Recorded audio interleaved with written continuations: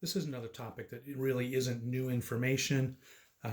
Just want to make sure I cover it. Every once in a while, you run into data that's in a format that's not just a list from least to greatest, and it can be a little bit maybe of a stumbling block to some people when we ask to find something like the median or the range from that group of data. So looking at a stem and leaf plot of data here, again, it could be test scores. They're the right sort of numbers, but it's just made up stuff. If I were to ask you what the range here was, it would be fairly easy to compute. All you have to do is look for the highest entry, the highest data point, which is 93, and the lowest data point, which is 51.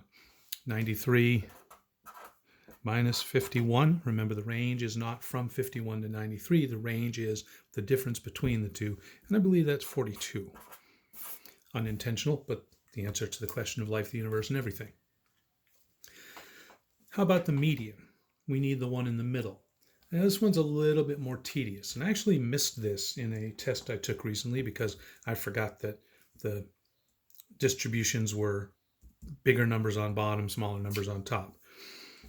So what we need first to find the median is to know how many data points we've got. We've got 1, 2, 3, 4, 5, 6, 7, 8, 9, 10, 11, 12, 13, 14, 15, 16, 17, 18, 19, 20, 21, 22, 23, 24, 25. So if we take 25 divided by 2, that's 12.5, which means that the median is going to be the number between the 12th number and the 13th number. So starting at the bottom, 1, 2, 3, 4, 5, 6, 7, 8, 9, 10, 11, 12.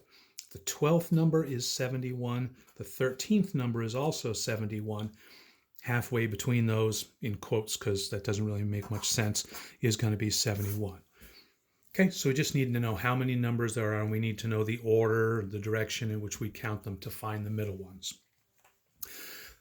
What if we run into data presented in a frequency distribution like we have here? Surveyed a bunch of people, imaginary made-up people, of course. How many kids are there in your family? And I couldn't have been talking about kids in your generation, or there would be no zeros. So how many kids do you have? And 5 people said, we've got none. 3 people said 1. 7 people said they're 2, etc., etc. If we want the range and the median here, we look for the range. Our smallest response is 0. Our biggest response is 6. 6 minus 0 is just 6. That one's easy. The median can be a little tedious.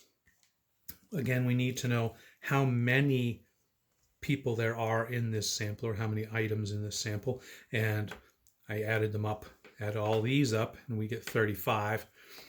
And 35 divided by 2 would be what? 17.5?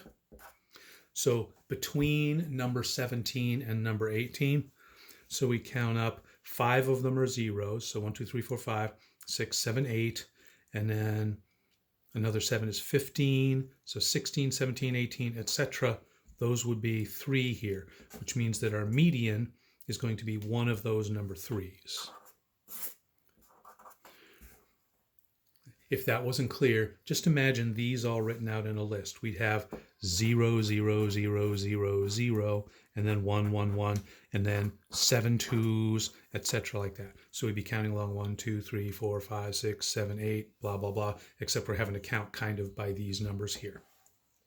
All right, so that's finding the range and the median of data that's presented in form other than just being written in a row from least to greatest.